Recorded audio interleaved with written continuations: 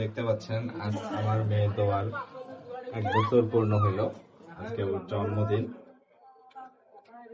তো জন্মদিনে আমরা 3 জন মিলে একটা ছোট্ট আয়োজন করেছি।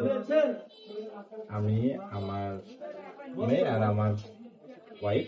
আর এই যে একটু বেলুন টেলুন নিয়ে আসি আর কি, তা করা দরকার। আমার মেয়েকে খুশি করানোর জন্য, তাই না মাম্মা? তো এখানে ও দাঁড়াইছে, এখান থেকে আর নামতেছে না, যে একটু কেক কাটবে, ও কেক কাটতেছে না। এটাতে সে এত মজা পাচ্ছে। এখান থেকে এই যে আমাদের রাস্তা আছে, রাস্তায় মানুষজন দেখতেছে, গাড়ি দেখতেছে, এটাতে ওই অনেক খুশি হচ্ছে। সবাইকে দাওয়াত দাও। দাওয়াত দিলে তো আর কেউ আসতে পারবে না, তারপরেও দাওয়াত হইলো। আমার মেয়ে বলতেছি যে রাস্তার সবাইকে দাওয়াত দাও। আমার মেয়ের জন্য সবাই দোয়া করবেন। আসলে সন্তানের জন্মদিনটা প্রত্যেকটা বাবা মার কাছে অনেক স্পেশাল, আমাদের কাছেও স্পেশাল, যার কারণে ছোট্ট একটা সেলিব্রেশন করতেছি। আম্মু আসো,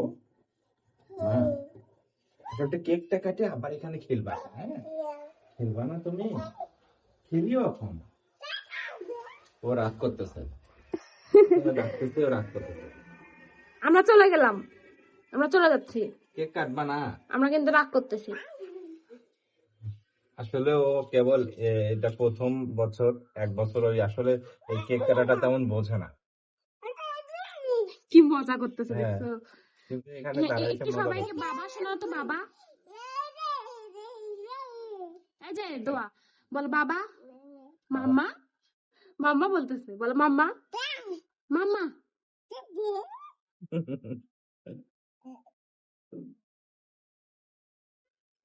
হাতে লাগবে, হাতে লাগবে, হাতে লাগবে, হাতে লাগবে, হাতে লাগবে।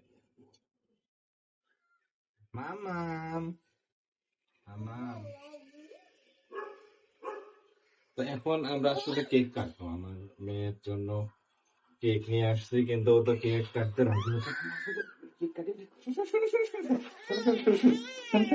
এই দেখো, এই দেখো, happy birthday to you, happy birthday to you. এবার বুঝতে মনে হয়।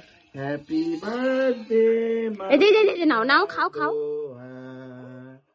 Happy birthday. কাটবে না, কাটবে না গাইস, ও কাটবে না।